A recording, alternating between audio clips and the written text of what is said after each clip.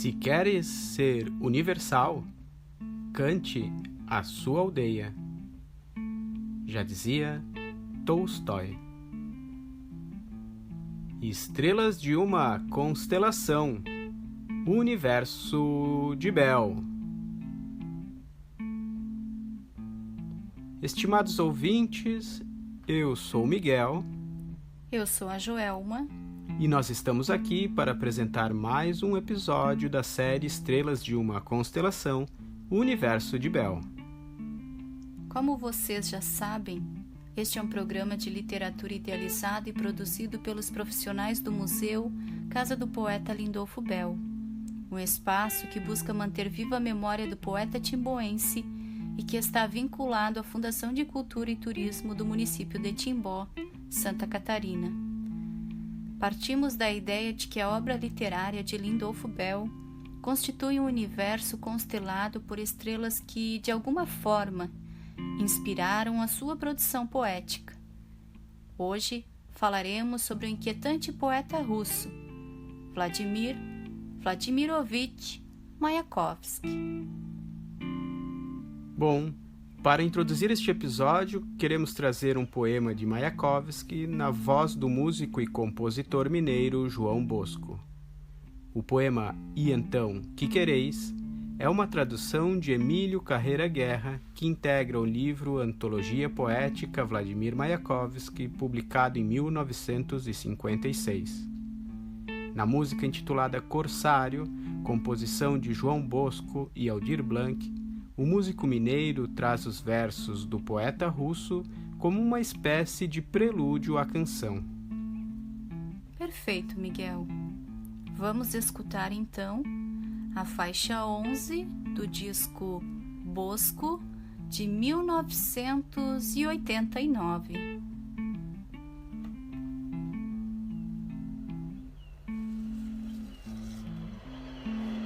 Fiz ranger as folhas de jornal, abrindo-lhes as pálpebras piscantes.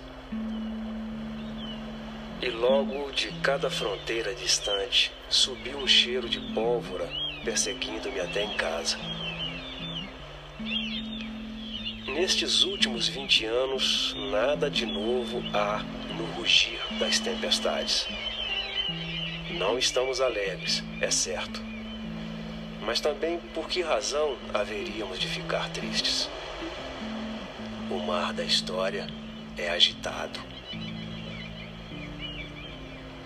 As ameaças e as guerras, havemos de atravessá-las, rompê-las ao meio, cortando-as como uma quilha corta as ondas.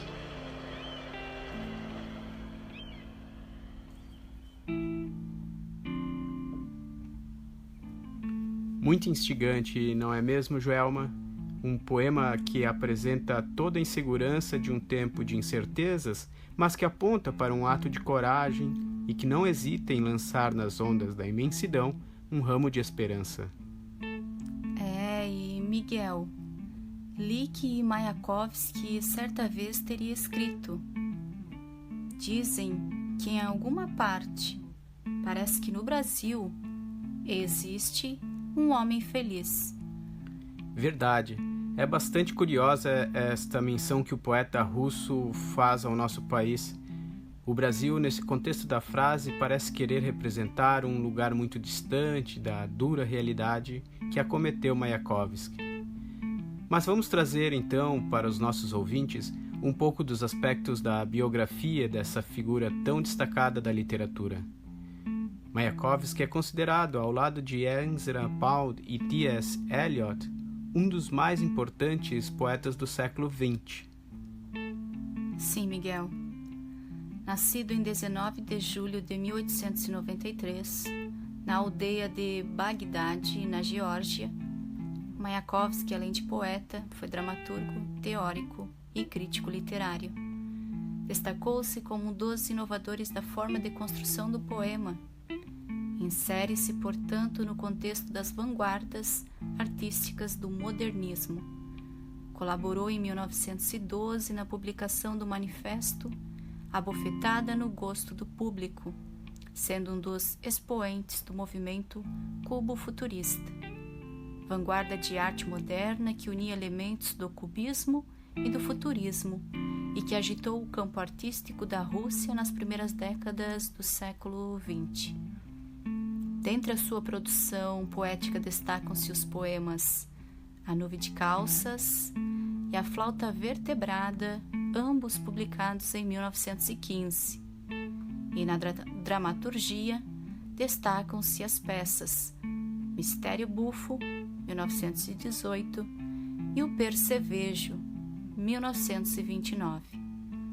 Logo do triunfo da Revolução de 1917, Mayakovsky agita o campo cultural da Rússia e passa a ser conhecido como o poeta da Revolução, fazendo diversas viagens pelo seu país, participando de conferências e auditórios onde também recitava sua poesia.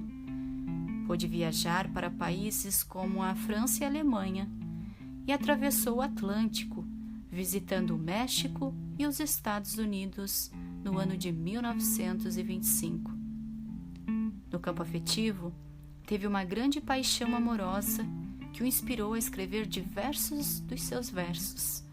Chamava-se Lila Brick e também era artista, atuando no meio cultural soviético, como escritora e diretora cinematográfica. Mayakovsky faleceu aos 36 anos de idade. Segundo a versão que registrou-se à época, teria cometido suicídio na noite de 14 de abril de 1930. Acredita-se em decorrência de uma forte depressão que o acometia desde as perseguições políticas que passara a sofrer durante o governo de Joseph Stalin. É importante realçar, Joelma, que Mayakovsky esteve envolvido diretamente num dos eventos mais decisivos para os destinos da política no século XX, a Revolução Russa de 1917. Nos episódios desta série, estamos podendo observar o quanto a literatura e a arte relacionam-se constantemente com os episódios marcantes da história. Os românticos alemães Hölderlin e Novalis, por exemplo, acompanharam de perto os desenlaces da Revolução Francesa de 1789. No Brasil, podemos observar os casos de Castro Alves e Cruz e Souza vivendo os dramas de um país onde ainda se permitia legalmente o regime da escravidão. Na Espanha, acompanhamos a trágica morte de García Lorca quando se instaurava o regime ditatorial de Francisco Franco. Mayakovsky, por sua vez, vive os dramas de um país que, logo da derrubada do governo imperial czarista, que durava já quase 5 séculos, busca instaurar o regime político do socialismo. A obra de Mayakovsky, neste sentido, pode ser pensada como um documento vivo que testemunha as contradições que marcaram a vida social e política naquelas primeiras décadas do século passado. Certo, Miguel. E agora, pensando em Lindolf Bell, creio que vale lembrar, antes de mais nada, que a mãe dele tinha origem russa. É verdade. E Bell, por mais de uma vez, destacou a importância da mãe. Costumava enfatizar que ela, filha de russos, recitava poemas na varanda da casa nos dias festivos, quando ele ainda era menino. Chamava-a de guerreira lírica, uma doce guerreira que tinha a coragem de se levantar e dizer poemas. E sobre Mayakovsky, eu acho que muito da experiência de vida dele, da sua atuação como divulgador da poesia entre as pessoas simples da cidade, as pessoas da rua, as pessoas que não participavam de círculos da alta cultura, os círculos da chamada intelectualidade.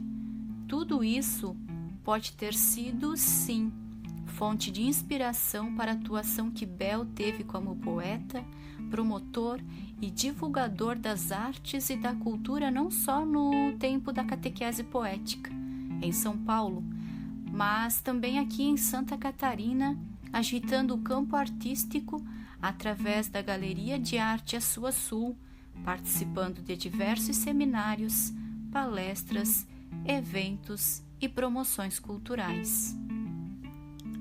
Joelma, e veja, Emílio Carreira Guerra destacou na apresentação do livro Antologia Poética Vladimir Mayakovsky, citado anteriormente, aliás, um dos primeiros trabalhos de tradução da poesia do poeta russo no Brasil. Carreira Guerra, como eu dizia, destacou: Mayakovsky possuía qualidades excepcionais de conferencista e polemista, uma voz possante que numa assembleia numerosa e agitada, com um grito, dominava o tumulto. Recitando era um megafone vivo. Podia prender a atenção de um auditório horas inteiras, falando, declamando, respondendo a perguntas e a partes. Essa observação é bem importante, Miguel, porque a oralidade foi um elemento fundamental no trabalho de Bell. Quantos registros e depoimentos temos de pessoas que o conheceram e que destacavam justamente essa habilidade quando fazia discursos e recitava poemas. Claro, não esqueçamos também que a catequese poética foi, sobretudo, um movimento que valorizava a poesia na sua forma mais primitiva, ou seja, a expressão oral. Sim, e olha que curioso, a etimologia da palavra catequese, ou seja, a raiz do seu significado, remete ao ato de ensinar ou educar através da fala, da oralidade. Verdade. E, Miguel, no livro que você acabou de citar, o autor Carreira Guerra chega a dizer que no caso de Mayakovsky, quero dizer, da sua atuação e do seu propósito enquanto divulgador da poesia por meio de recitais nos mais diversos lugares, desde universidades até os pátios de fábricas, tratava-se realmente de uma novidade no campo artístico-literário. Nas palavras de Carreira Guerra, um novo evangelho poético. Eu vejo que Bell também encarava o trabalho do poeta assim, como um ofício, uma missão de vida, e por isso quis que a poesia fosse partilhada e que ultrapassasse fronteiras.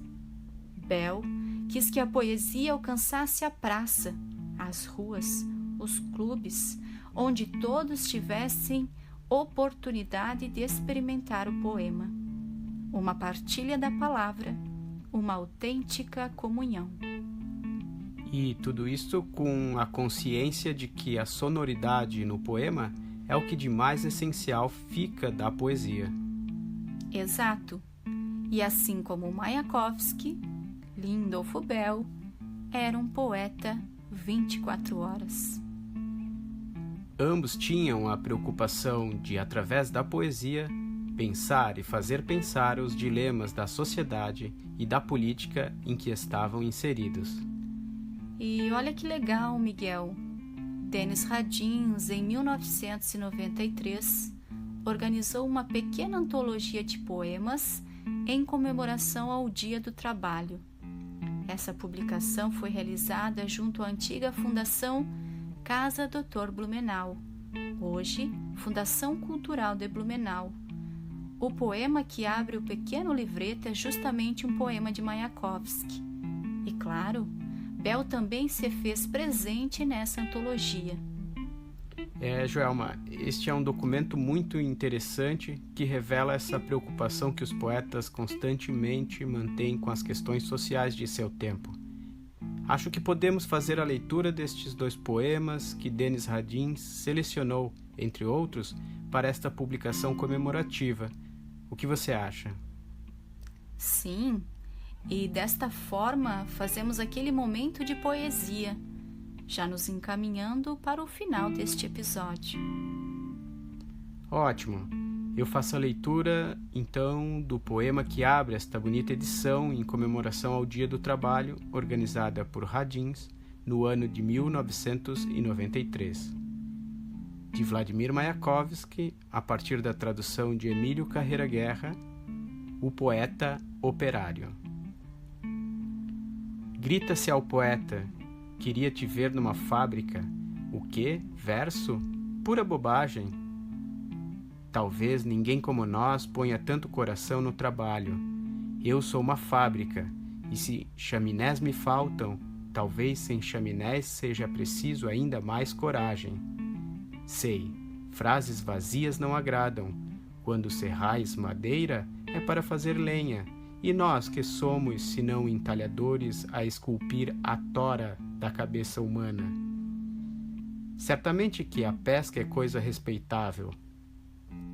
Atira-se a rede, quem sabe, pega-se um esturjão, mas o trabalho do poeta é muito mais difícil.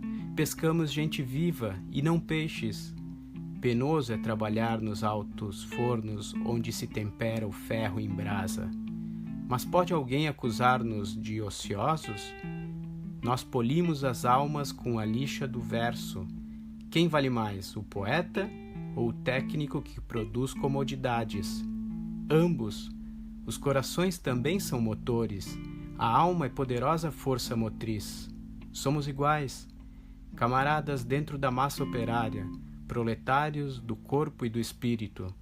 Somente unidos, somente juntos remoçaremos o mundo, faloemos marchar num ritmo célere. Diante da vaga de palavras, levantemos um dique. Mãos à obra, o trabalho é vivo e novo. Com os oradores vazios, fora, moinho com eles. Com a água de seus discursos, que façam mover-se a mó.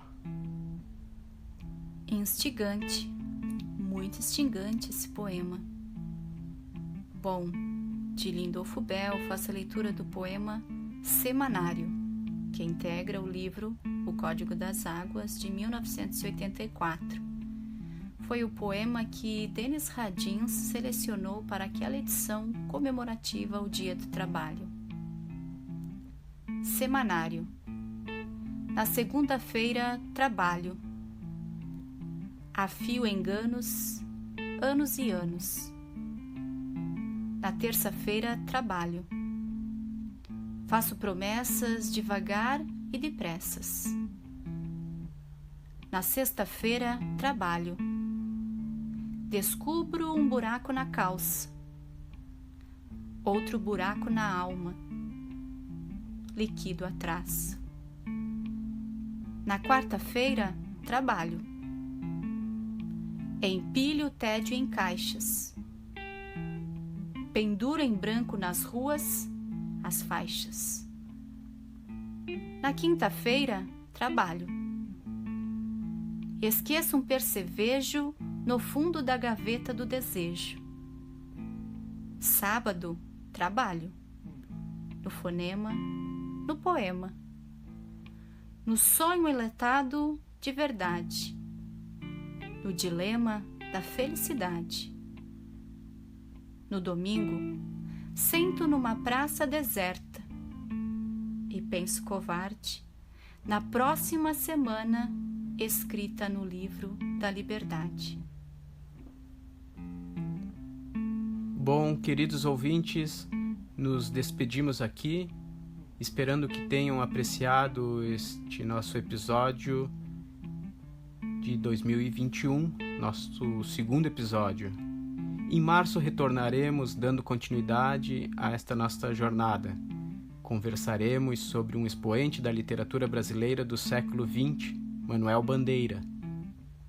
É isso aí. Um abraço e até lá.